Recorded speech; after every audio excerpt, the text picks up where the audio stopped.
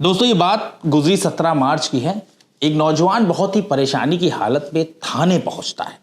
वो पुलिस से कहता है कि साहब मेरी मदद कीजिए, मेरे चाचा कल दोपहर से लापता है। पुलिस अधिकारी उस युवक से कहते हैं कि आप शांत हो जाइए, पहले बैठिए, हम लोग आराम से पूरी बात करते हैं और पूरी बात बताइए मुझे।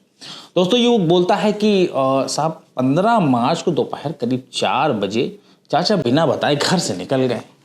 हमने सोचा कि वो अपने दोस्तों के पास गए होंगे, इसलिए हमने ढूंढा नहीं। लेकिन जब अगले दिन शाम तक भी वो घर नहीं लौटे तब हमें चिंता होने लगी।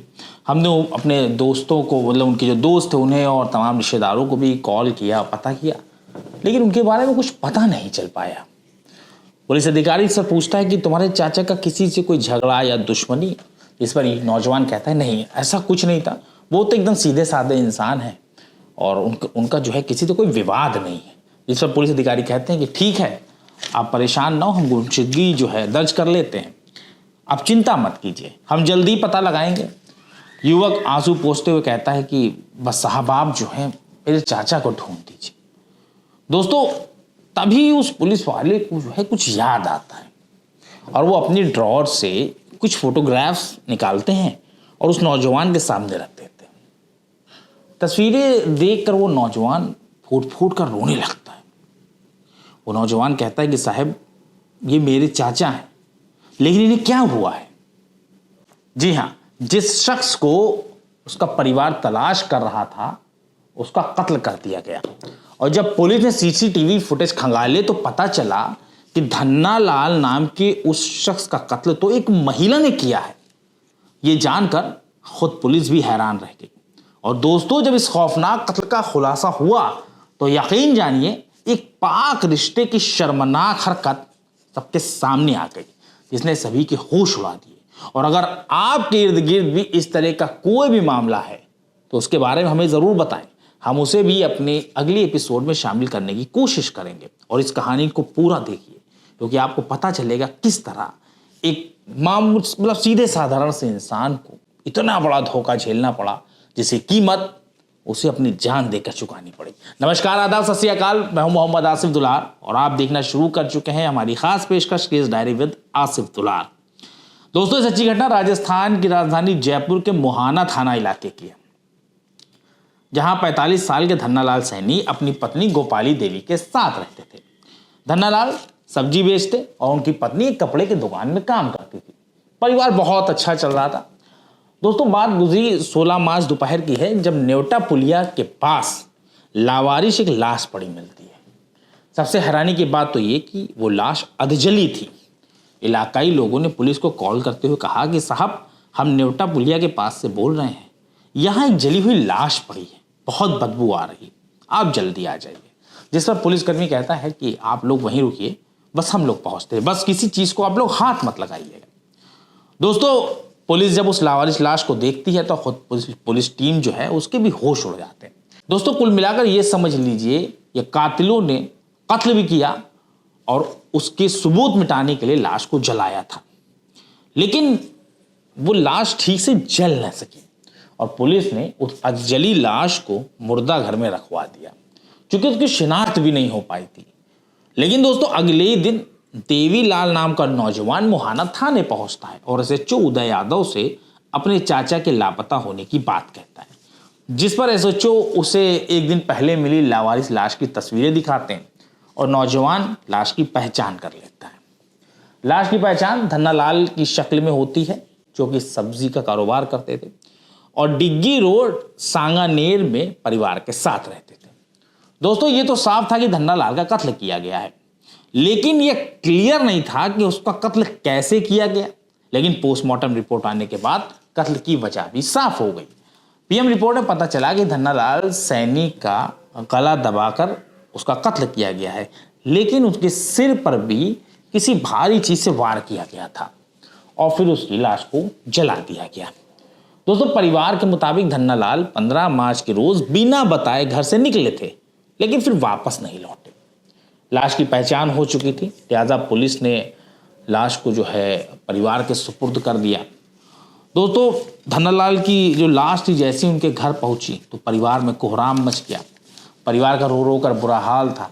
तो वहीं धन्नालाल की पत्नी पति की लाश देखते ही बेहोश हो गई, क्योंकि देखिए एक महिला के लिए उसका पति ही सब कुछ होता है और वही नहीं बचा दुनिया में, तो जाहिर सी बात है इस तरह की सिचुएशन को समझना ज़रा मुश्किल है, बहुत दर्दनाक सिचुएशन होती है। उस बेचारी की तो पूरी दुनिया ही लुट गई थी, पूरा परिवार मातम में डूब गया और फिर लाश का अंतिम संस्कार कर दिया गया। लेकिन दोस्तों सामने अब भी एक सवाल जो है नाक की तरह फन काढ़े खड़ा हुआ था, या आखिर धन्नालाल का कत्ल किसने और क्यों किया।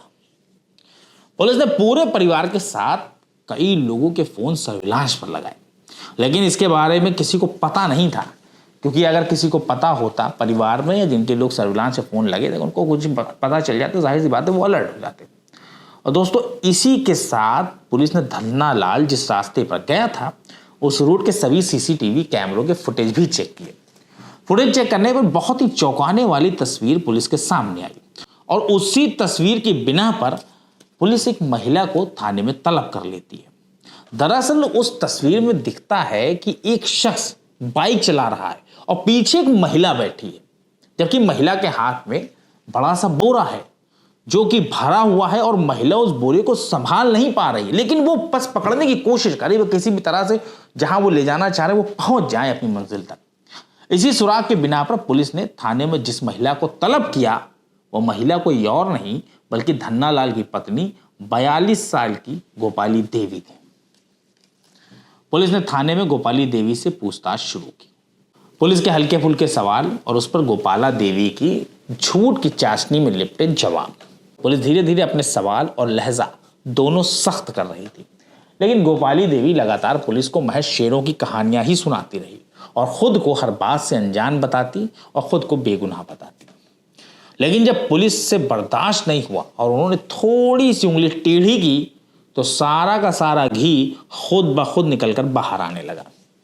और जब गोपाली देवी ने अपनी जुबान खोली तो यकीन जानिए खुद पुलिस वालों के भी पैरों तले जमीन खिसक गई, क्योंकि धन्नालाल का कत्ल किसी और ने नहीं बल्कि खुद उसकी पत्नी गोपाली देवी और उसके आशिक दीनदयाल ने किया था। गौर करने वाली बात है, गोपाली देवी की उम्र 43 साल है तो वहीं उसके प्रेमी की उम्र महज 33 साल, यानी आशिक अपनी प्रेमिका से 10 साल छोटा है। पुलिस की पूछताछ में गोपाली देवी ने बताया कि दीनदयाल और उसके बीच 15 सालों से रिश्ते हैं, और गोपाली देवी तो अपने रिश्तों को मोहब्बत का नाम दे रही हैं, लेकिन सच तो ये है कि हमारे समाज और कानून के हिसाब से गोपाली देवी और दीनदयाल का रिश्ता नाजायज है। गोपाली देवी एक कपड़े की दुकान में काम करती थी जो कि दीनदयाल की है। 15 मार्च को शाम करीब 4 बजे पति धन्नालाल जो है सांगानेर में कशीदों वाली गली में मौजूद दुकान में पत्नी से मिलने पहुंच गया, लेकिन वहां दीनदयाल और गोपाली देवी दोनों शर्मनाक हालत में थे। वो लोग कुछ आपत्तिजनक हरकतें कर रहे थे और उन्हें इसी हालत में इन्हीं हरकतों के साथ धन्नालाल ने देख लिया, जिसके बाद धन्नालाल को शक हो गया कि उसकी पत्नी उसे धोखा दे रही है और गोपाली देवी यानी उसकी पत्नी और देवीलाल के बीच कुछ है। गोपाली देवी और उसका प्रेमी दीनदयाल ये समझ चुके थे कि धन्नालाल उनके लिए अब दिक्कत खड़ी कर देगा, लिहाजा वो दोनों उसे धोखे से दुकान के ऊपरी हिस्से में ले गए। धन्नालाल नाराज जरूर था, लेकिन उसे ये नहीं पता था कि उसके साथ कांड हो जाएगा। जी हाँ, दुकान के ऊपरी हिस्से में पहुंचते ही पत्नी गोपाली देवी और उसके आशिक ने मिलकर धन्नालाल के सिर पर लोहे की रॉड से वार कर दिया, जिससे धन्नालाल के सिर से खून निकलने लगा और वो मौके पर गिरकर तड़पने लगा। इसके बाद उन दोनों ने मिलकर रस्सी से धन्नालाल का गला घोंट दिया। वो तड़पता रहा, खुद को बचाने की कोशिशें करता रहा, लेकिन उन दोनों को जरा भी तरस ना आया धन्नालाल पर, और कुछ देर तड़पने के बाद धन्नालाल ने वहीं मौके पर दम तोड़ दिया। गोपाली देवी और उसके आशिक ने धन्नालाल का कत्ल कर दिया था, लेकिन अब सबसे बड़ा चैलेंज था लाश को ठिकाने लगाने का। लिहाजा ये दोनों लाश को एक बोरे में भरते हैं। देवीलाल बाइक निकालता है और बोरा लेकर गोपाली देवी पीछे बैठती है और ये दोनों जंगल में ले जाकर धन्नालाल की लाश जला देते हैं। लेकिन किसी के आने के डर से ये दोनों लाश को जलता हुआ वहीं छोड़कर भाग जाते हैं। लेकिन अफसोस, लाश की आग बुझ जाती है। धनालाल का जिस्म तो पूरा जल गया, लेकिन उनका चेहरे का कुछ हिस्सा बचा रह गया, जिससे उनकी शिनाख्त हो गई। इसके बाद पुलिस मरहूम धनालाल की पत्नी गोपाली देवी और उसके आशिक देवीलाल को गिरफ्तार कर लेती है। फिलहाल ये दोनों सलाखों के पीछे हैं और अब इन दोनों के साथ साथ धनालाल का परिवार भी तबाह बर्बाद हो गया। कुल मिलाकर ये समझ लीजिए कि एक महिला की बेवफाई ने 3 परिवारों को निस्तनाबूद कर दिया। एक, धनालाल की मौत हो गई। दूसरा, उसके कत्ल के इल्ज़ाम में पत्नी गोपाली देवी जेल में है, और जिसके उसने कत्ल किया देवीलाल, अब वो भी जेल में है। अब इन दोनों की करीब करीब बाकी बची हुई ज़िंदगी जेल में ही गुजरेगी। अब आप सोचिए कि ऐसे रिश्ते का क्या ही फ़ायदा हुआ। अच्छी भली ज़िंदगी, अच्छा भला परिवार चल रहा था, लेकिन ये गलती, एक नाजायज़ रिश्ते ने सब कुछ तबाह बर्बाद कर दिया। और अब ये दोनों अब अलग अलग जेलों में सलाखों के पीछे हैं। आपको हमारी पेशकश कैसी लगी, इसके बारे में कमेंट सेक्शन में ज़रूर बताएं। बहुत जल्द इसी तरह की एक सच्ची घटना लेकर हम आपके सामने हाजिर होंगे। तब तक के लिए हमारी टीम को इजाज़त दीजिए और अपना ख्याल रखिए।